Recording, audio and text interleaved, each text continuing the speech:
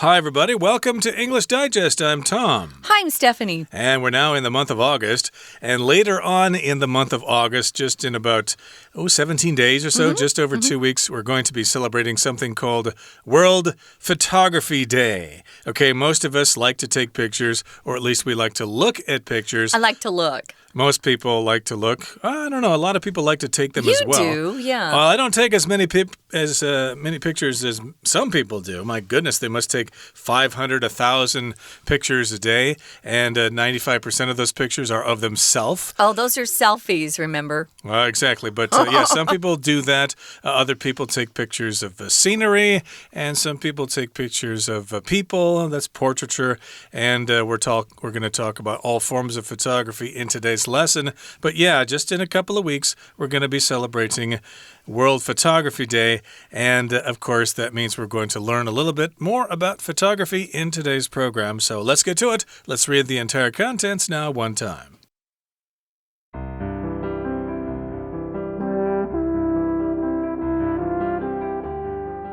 August 19th is World Photography Day.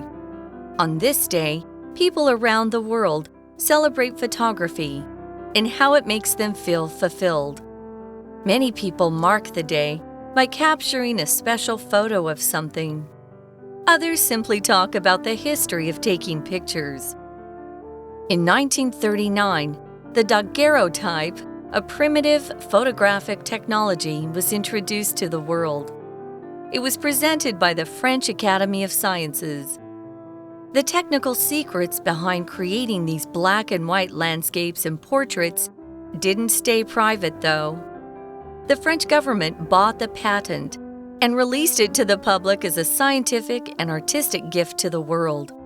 Since then, inventors and engineers have continued working on the art and science of creating images. One such person was George Eastman, who devised the Kodak camera in the 1880s. The initial World Photography Day was in 2010, when a group created an online gallery of photographs from all over the world. Since then, it's been celebrated every August as a way of building interest and awareness in photography.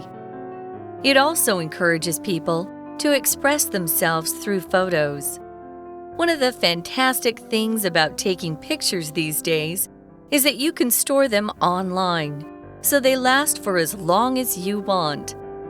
A photo you take today might be seen and admired by someone you've never met 100 years from now.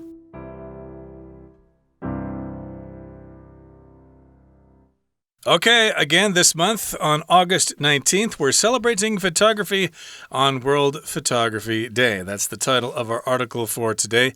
And again, here in the first paragraph, it tells us August 19th is World Photography Day. We should mention that photography is the art of basically taking pictures. And be careful of the pronunciation of this word because the accent is on the third syllable in this particular case.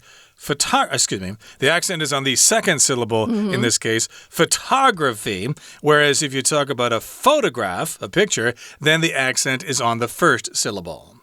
So on this day that they created back in 2010, August 19th is supposed to be a day that people just remember photography and how much they like photography. And even if they're terrible at it, maybe, they're still interested in getting better. I bought a better camera thinking it would help me take better pictures, but I'm just bad. I think some people don't have that gift. So don't ever ask me to take your photo. Well, on this day, it says people around the world really celebrate photography, at least those who are interested, and how it makes them feel fulfilled. If you feel fulfilled, it's a feeling of happiness and satisfaction.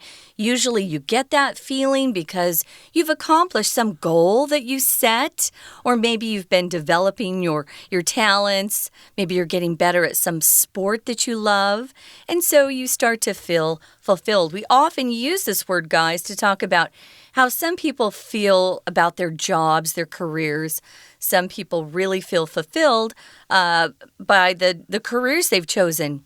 Remember, guys, this is one of those adjectives where it has two. You can use fulfilled or fulfilling, but never use fulfilling for a person, just for things.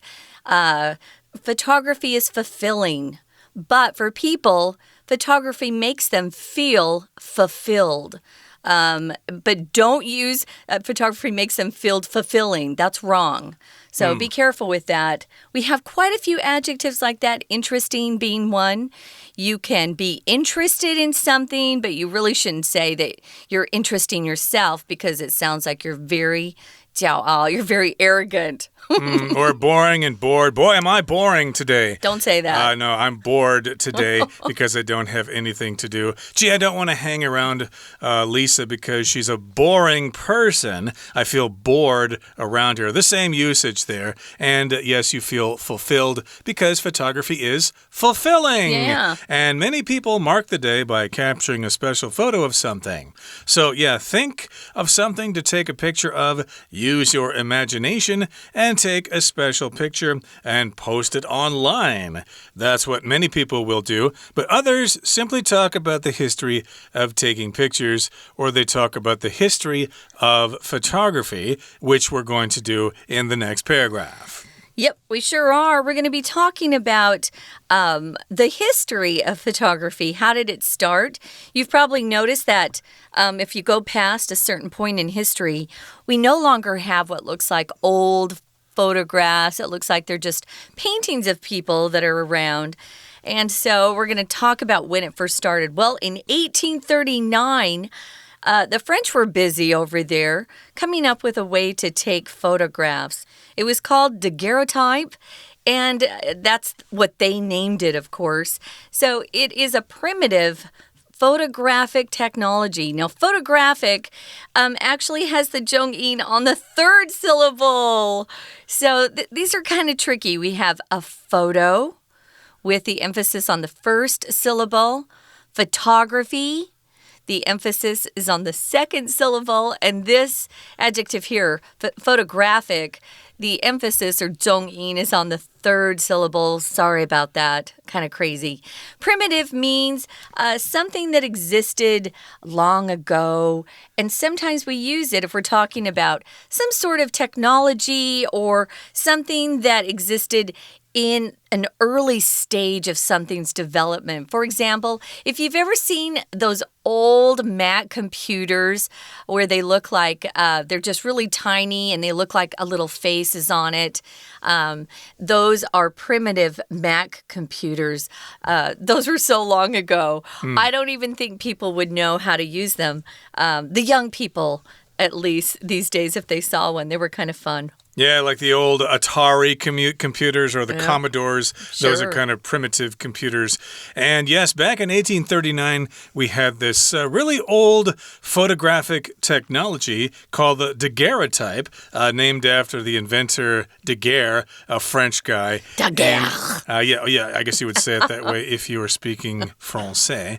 But this particular photographic technology was introduced to the world at that time, and it was presented by the French Academy of Sciences, which is a scientific institution in France, or at least it was at the time. And the technical secrets behind creating these black and white landscapes and portraits didn't stay private, though. So, of course, if you're talking about a technology, you've got technical aspects or technical secrets. So technical, of course, is the adjective for technology, using special scientific skills and stuff like that to do something. So we have these technical secrets or technical details. Right. So the secrets behind creating these black and white landscapes and portraits didn't stay private, though. The French government came in and said, we want to buy the patent, which is a control over that part of the invention. If somebody else wants to use your invention and you have a patent on it, you must, they have to pay you money. They have to pay the inventor money for anything they make. Now, we know what a landscape is. It's a picture of an outside scene. a picture of some sort of scenery somewhere can be quite beautiful. Portraits are just photos of people or dogs or cats. I guess you could put your animals in that category too, a portrait. Some people focus on one or the other, and then there are other artists that like to do both. What's her name? Annie Leibovitz. Yeah. Annie Leibovitz is a famous portrait photographer from the United States. And then who's the guy that does the black and white photos that I love? There are all sorts of black and white photographers. Oh, you know who I'm talking about. Ansel Adams is who I'm talking about. Henri Cartier-Bresson. Yeah, no, Ansel Adams. So he does landscapes only. So some people like to focus on one or the other, and they're just amateurs out there all around the world that like to do both. Yeah, and of course, photographs nowadays have different kinds of orientations. Landscape orientation would be left and right, and then portrait orientation would be up and down. Sometimes you need to set your computer that way in order to look at a document or to look at a photograph or to print it or whatever. So it's related there. Some people pronounce this word portrait, which is not wrong, but I say portrait myself.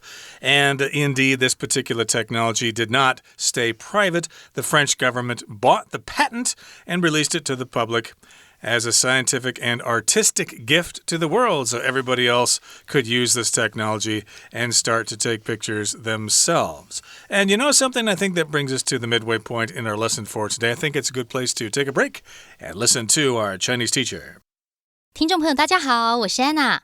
现在已经进入8月了，不晓得你们知不知道8月19号有一个特殊的节庆，你知道吗？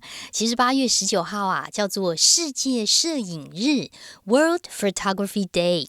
所以我们今天呢，也来看一下世界摄影日的历史吧。不过这一天呢，我们这个文章是设计成克漏字。那么在这个克漏字的这个5题当中，我们可能要特别注意的就是第1题。那么因为第1题跟第5题比较属于像是文法类型的，所以其实第1题就出现在我们第1段最后一句第4句这个地方。那因为我们刚才呢，其实也特别提到了第1段的文意。因为有一些人会用摄影的方式来庆祝，有一些人呢，则是会透过一些，比如说谈论这个照片历史啦，或者是说拍下特殊照片的这些方法。其实第1题考的就是所谓的列举的用法。好，那在英文当中呢，列举其实分为2种，一种叫做单数的列举，另外一种叫做复数的列举。那么像在这一题当中，我们已经提到的是有一些人如何如何，另外一些人如何如何。而在英文当中，列举呢最常用到的，如果是复数的话，就是用 other 这个字。other 这个字本身可以当形容词，比如说其他的人叫做 other people， 本身也可以当代名词，你也可以说其他的人事物叫做 others。那么在第1题当中，因为我们看到的前面列举有一个关键，就在第3句主词的地方 many people， 很多人会如何如何。那么另外一些人如何如何，在英文当中就会选择 D 的答案叫做 others。 那你说为什么 B 的答案不行呢？因为如果出现定冠词 the， 就表示有限定是剩下的全部。所以我们现在如果复习一下，假设我们在列举复数的人事物，有一些 some， 另外一些 others， 还有一些 still others， 剩下的全部用的是 the others。 那么 C 选项的 another， 它其实是列举的单数用法。这个 another 跟 other 一样，本身可以当形容词，后面加上名词，或者本身可以当代名词，表示另外一个人事物。所以当我们在列举单数的时候，我们列举到其中一个人事物叫做 one， 另一个 another， 还有一个 still another， 剩下的一个 the other。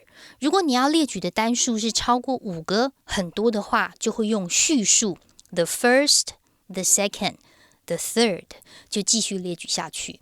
好，所以接着呢，我们就要赶快看一下第2段当中就提到了，在1839年，其实有一个很早期的摄影技术，叫做银版摄影法。这银版摄影法 Daguerreotype， 那么它就是一个早期由法国科学院提出的新的一种摄影技术。那么当时呢，并没有为这个就是私人的来持有，因为法国政府他买下了这一项专利，所以呢，大家都可以用这种摄影技术来去精进所谓的摄影的技巧。我们在第4题这个第4句的地方特别注意一下，第2段的第4句出现了 patent 专利。就是因为法国政府买下专利，所以回到前面的第2题，我们会根据上下文选择 C， 这个 portraits 这些 landscape 这些所谓的摄影技巧就没有 stay private， 就没有为私人持有咯。 We're going to take a quick break. Stay tuned. We'll be right back.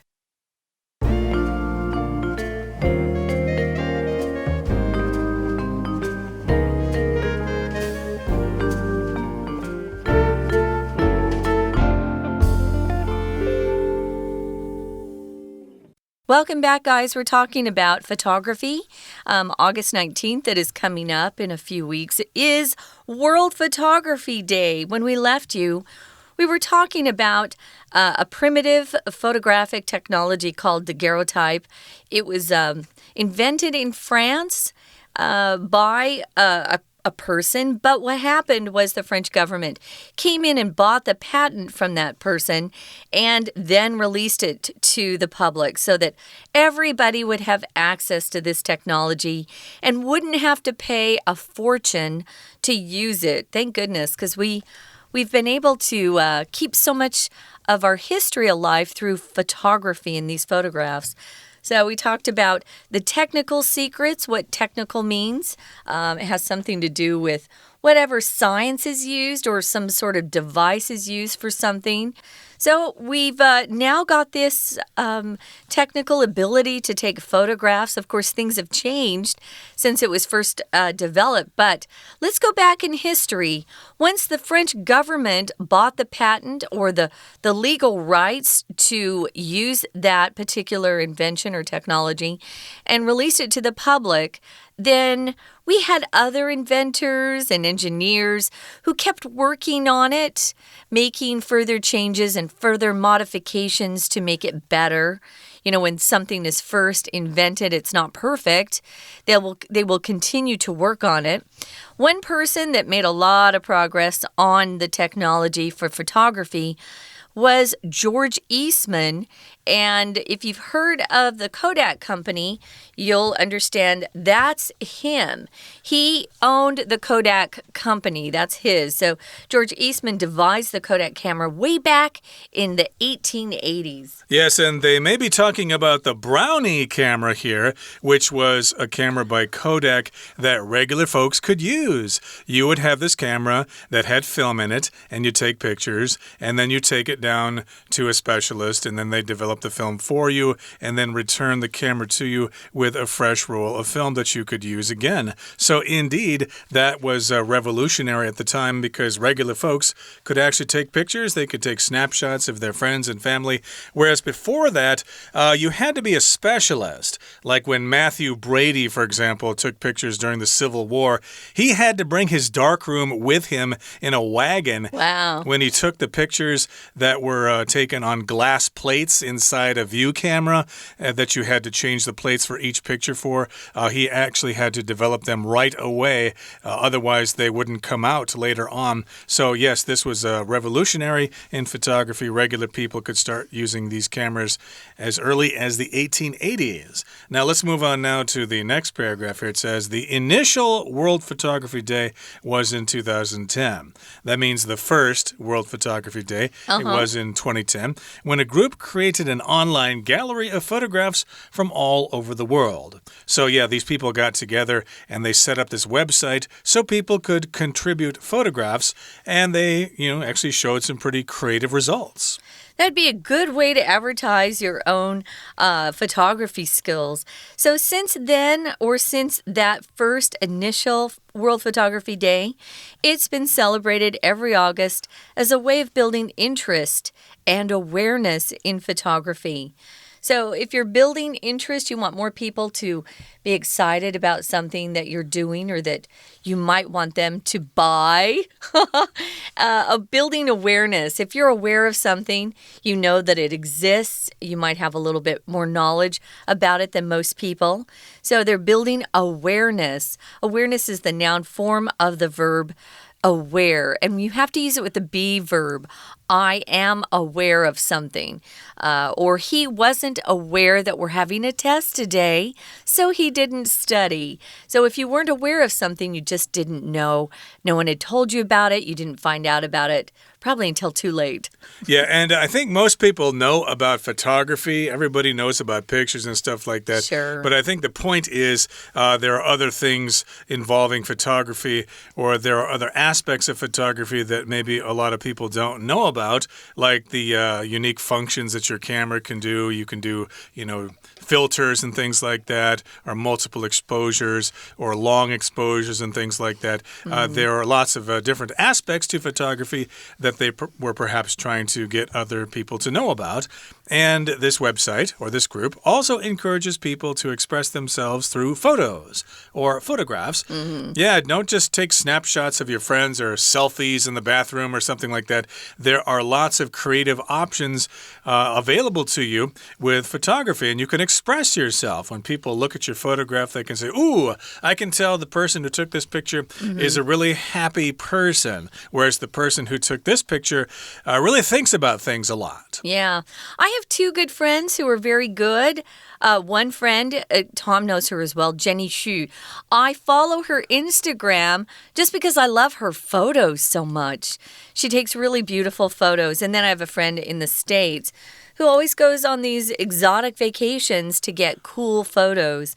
Typically, she's more into the landscape or scenic photos than the portraits. But yeah, it's pretty cool. I admire that talent and that gift because I don't have it. But you can get better. Even if you aren't very good, initially or at first. You can take some lessons. Go online. There are lots of sites that'll help you take better photos. Nowadays, it seems like everybody just takes selfies and then does the YouTube videos. But there's more to photography than that. So one of the fantastic things about taking pictures these days is that you can store them online because they're digital. I'm with Tom. I remember learning how to take photos on a camera, and you needed real film that you put in the back. It was a roll, and if you opened the back of the camera before you were finished, it ruined your pictures because it was exposed to light. These days, things are so different with digital capabilities. So you can store them online, and they last for as long as you want. That's the way digital goes. It's just really a long-term way to store things. Indeed, you can, of course, store them yourself on your hard drive, or, I would advise you to keep all your SD cards once you fill them up. Don't reuse them because you never know if the website is going to, go away. It's going to be hacked by, people with wanting ransomware or something like that. So, I usually put mine, I don't store them on a website. I actually put them on a hard drive, that I just buy extra hard drives and store things like that. External hard drives, that's an option too. There are many different options for photo storage. Yeah. So in this particular case, though, it seems like a lot of people are happy to store them on the cloud because they're always there. You can access them no matter where you are. But I'm kind of old school. Yeah, that's fine, but you should have some other ways to back them up as well, because if the photographs are gone, they are gone forever, and you can never get them back. Now, a photo you take today, again, might be seen and admired by someone you've never met 100 years from now. So to admire something means you really respect that thing and you really like that thing. You can admire a person, for example. Maybe you have a role model. Maybe your teacher in school set a good example for you, so you can really admire that person. Yeah, so a photo you take today might be seen by someone who is alive long after you're gone. Our writer here puts this little scenario to paper. It might be someone 100 years from now who is able to see some digital copies of things you took as you were alive and taking photographs of yourself, your life, and things you love. Could be interesting. Indeed, it could. And there are lots of things to learn about photography, but don't be overwhelmed by it because modern smartphones can do all sorts of things. They're pretty good, huh? Yeah, you don't have to be intimidated by, people with big, huge cameras that cost, tens of thousands of NT dollars. Your smartphone can take lots and lots of nice pictures, so don't be intimidated. Get out there and shoot away. Yeah. I actually upgraded my phone eventually because I wanted a better camera. And boy, was it worth it. I have a much better camera. So even if I'm kind of shaking a little bit or I'm not quite focused right, my camera helps me and makes the picture turn out a lot better than I deserve. Right now, guys, someone who is going to explain a little bit more is our Chinese teacher. Let's listen now.也就是从那个时候开始啊，很多的发明家跟工程师呢，就一直不断的持续致力创造一些图像跟艺术，还有科学。其中一个就是 George Eastman， 他发明了柯达相机。不过我们看到了第3段，接下来在这一段当中到第4句的地方，第4句特别注意一下，主词是 one of the fantastic things， 它是一个 one。它是一件事情的概念，所以第4句的动词，我们看到后面的是 be 动词单数 is， 而 is 后面的 that 到句尾可以用中括号哦，因为在这里的 that 连接的是一个主词补语，整个名词的概念，也就是说这件事情啊，就是其中最棒的一件事。哪一件事情呢？在中括号里面，我们看到后面有一个 as long as you want。这个部分就可以注意一下，因为其实最后面句子当中的 last 是一个动词 last long 持续很久，持续多久呢？我们现在看到的 as 是一个形容词或者是副词，它在原句当中的一个比喻的句型。后面第2个 as 是如同的意思，如同好像就像你想要的那么长 as long as you want。好，所以在这一题的话呢，我们第4题根据上下文还是会用 store， 因为其实在线上你就是可以无限的保存很多不同的照片，而且你拍的照片或许从现在开始的100年之后，还会被你从来没有看到过的人可以欣赏哦。所以后面的第5题呢，其实 A、C 跟 D 的答案都是到现在为止，可是根据文意呢，其实它要讲的是你从现在开始100年之后从来都没有看过的人可能会看见你的作品，所以第5格根据文意的话要选 B。 以上是我们今天的内容，或许8月19号我们也可以拍个照来纪念一下哦。我是安娜，我们下次见。That is it for today's lesson. Thank you so much for joining us, and hopefully you've been inspired to take out that camera and take some pictures yourself in recognition of World Photography Day on August 19th. From all of us here at English Digest, I'm Tom. I'm Stephanie. Goodbye. Bye.